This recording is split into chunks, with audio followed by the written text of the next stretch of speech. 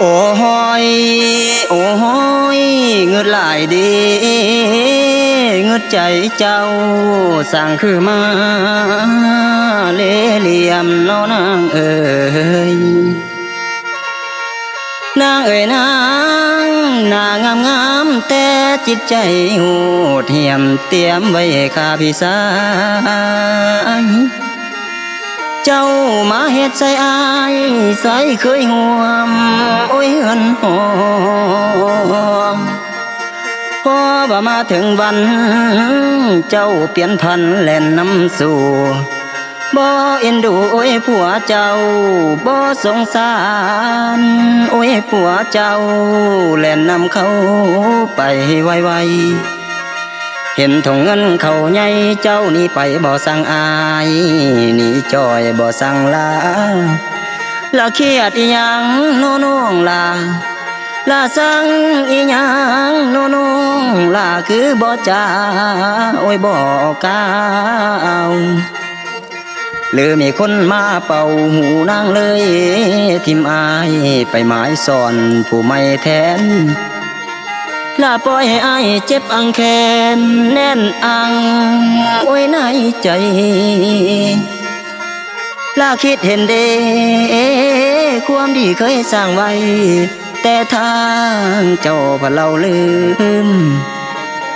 ลาทางพ่อแม่ผาดแห้งเพิ่มเติมต่อโอ้ยว่าจ่าด่าลูกเคยคือมาข้าบ่มีโอ้ยพ่อหน่อยลาคือบ่คิดยามชีวิตเจ้าต่ำต้อยผู้ใดเดสวยสูละขายแห่งงานแต่ละมือคือบ่คิดเห็นใจแน่สู่เพื่อนางแท้หาแนวแก้สวยทุกทาง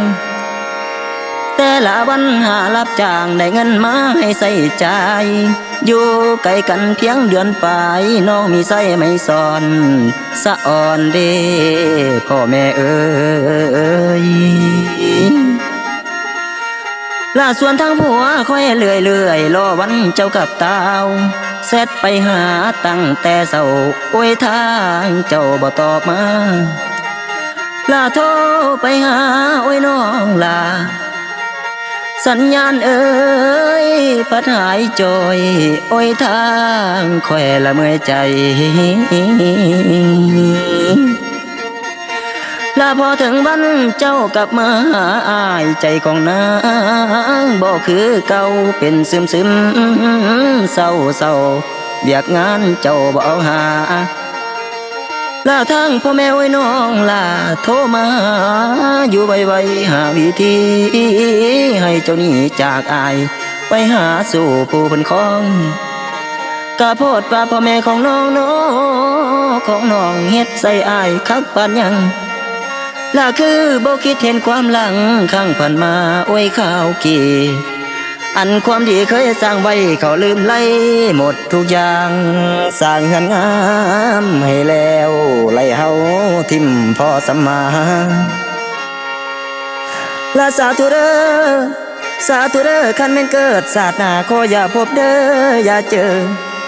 สาธุเด้อบุญเฮาได้พบเพียงพ่อสำนีสิ่งบ่ดีที่เคยพอให้หายไปหมดทุกอย่างนางเอ๋ยนางคนหลายใจอย่าได้พอคือนางน้อ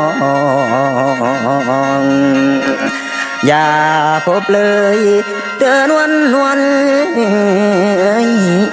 อ้ยน้อโอ้ยนาโอ้ยละนา